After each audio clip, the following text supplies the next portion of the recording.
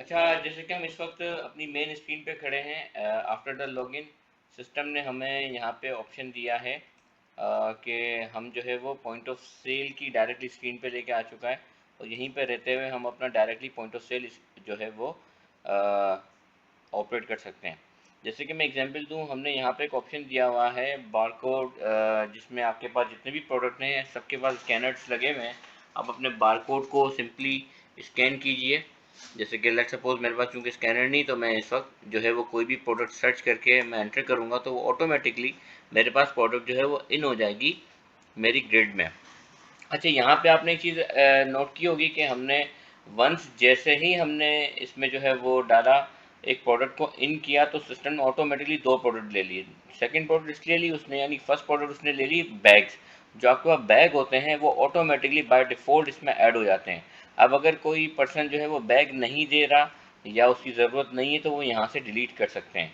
और अगर वो चाहते हैं कि मेरे पास डिफ़ॉल्ट बैग ऐड ना हो, तो वो बाय डिफ़ॉल्ट इसको, यानी वो अपने पास इसको अनचेक कर दे, बट सिस्टम बाय डिफ़ॉल्ट इसको चेक लगा के रखता है। ठीक है, आई होप ये आप अंडरस्टैंड कर गए होंगे। इसी तरीके से अगर मुझे किसी की क्वांटिटी एडिट करनी है तो सिंपली मैं इसको एडिट करके और मैं यहाँ पे टू क्वांटिटी करके ऐड करूँगा तो ऑटोमेटिकली ऐड हो जाएगी।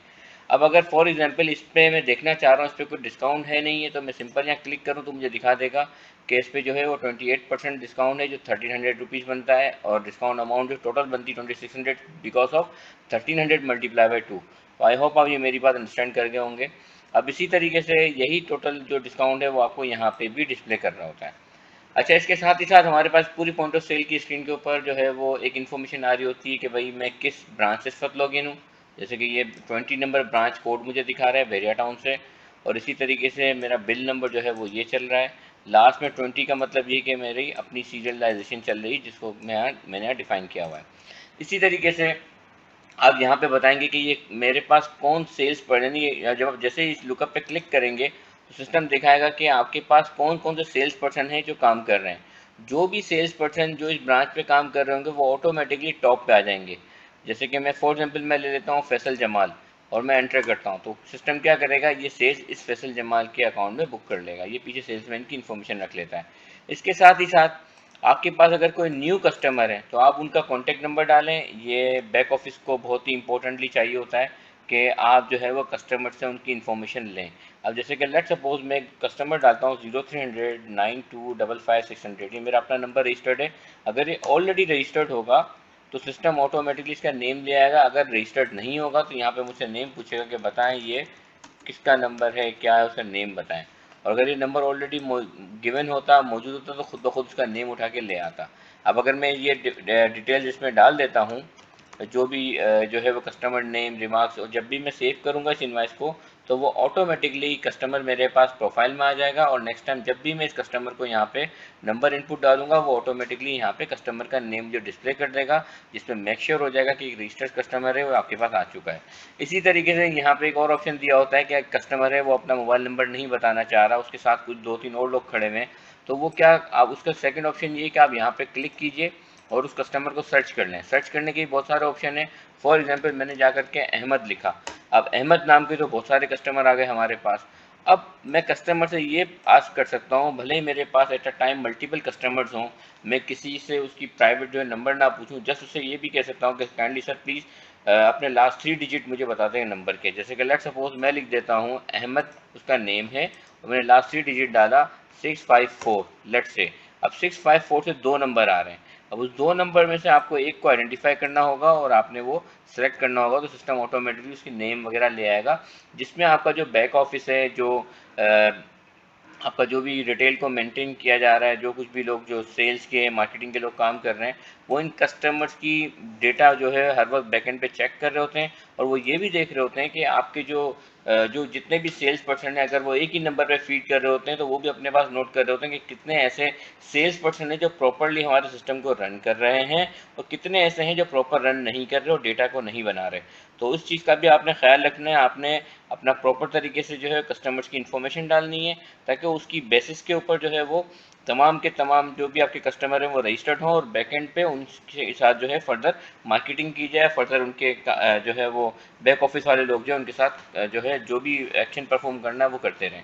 तो आई होप आप अंडरस्टैंड करके होंगे। फिर इसके बाद हमारे पास यहाँ ऑप्शन आ जाता है कि ये नंबर ऑफ आइटम, जैसे कि 2 आइटम है 1 and 2, number of quantity 1 and 2, ये 3 क्वांटिटी दिखा दी इसने। टोटल अमाउंट इसका 9000 का बन रहा है, 2600 रुपीज़ आपका डिस्काउंट है। और बिल डिस्काउंट, अगर आपने किसी को बिल डिस्काउंट दिया, बिल डिस्काउंट देने के लिए कुछ सिक्योरिटीज चाहिए होती हैं।